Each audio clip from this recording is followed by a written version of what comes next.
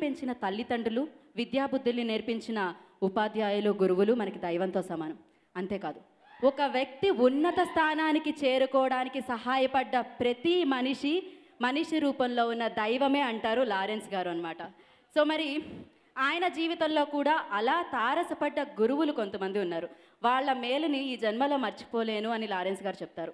అందులో ఒకరు fight master super సుబ్బారామన్ గారు అయితే, మరొకరు సూపర్ స్టార్ రజనీకాంత్ గారు, అలాగే మరొకరు మనందరికీ చాలా నచ్చిన వ్యక్తి, మనందరం చాలా అభిమానించే వ్యక్తి మెగాస్టార్ చిరంజీవి గారు, ఇంకొకరు కింగ్ నాగార్జున గారు.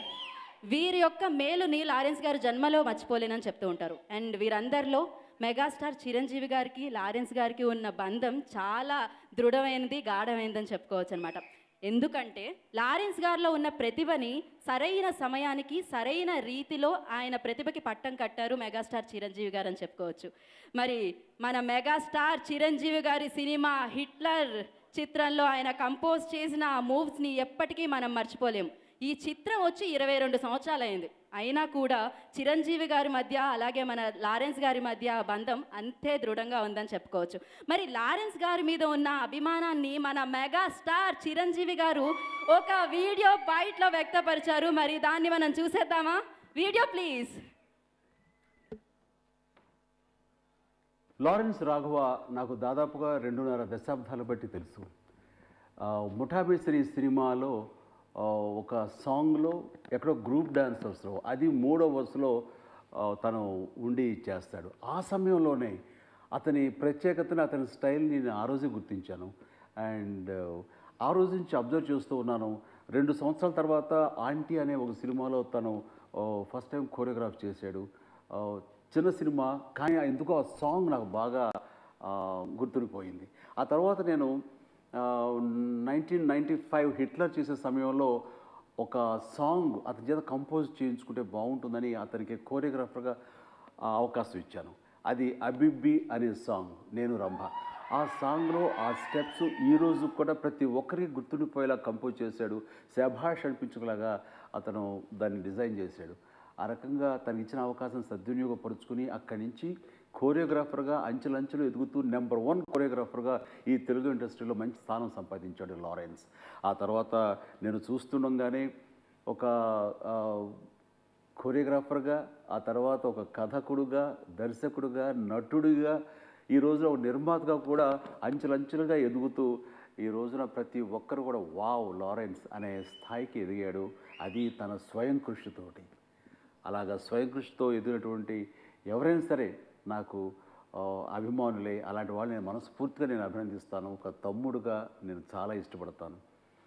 అండ్ ఈ రోజున కాంచనా సీక్వెల్గా వస్తున్నటువంటి కాంచనా 3 ఈ రోజున రిలీజ్ అవబోతోంది. ఈ శుభ సందర్భంలో అతనికి నా హృదయపూర్వక అభినందనలు.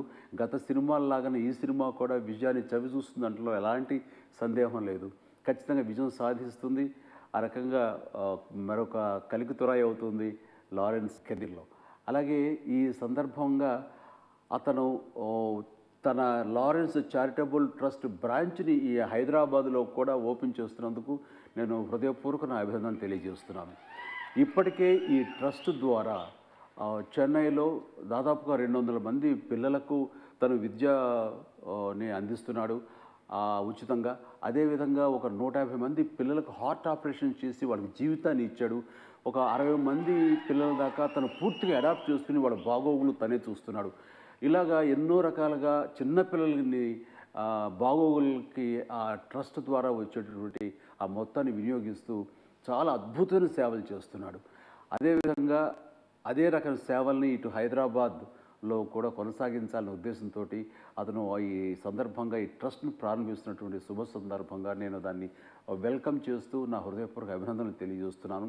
ఈ సందర్భంగా ఆ హైదరాబాదులో స్టార్ట్ చేసే ట్రస్ట్కి నేను నా వంతుగా నేను 10 లక్షల రూపాయలు విరాళంగా నేను ప్రకటిస్తున్నాను.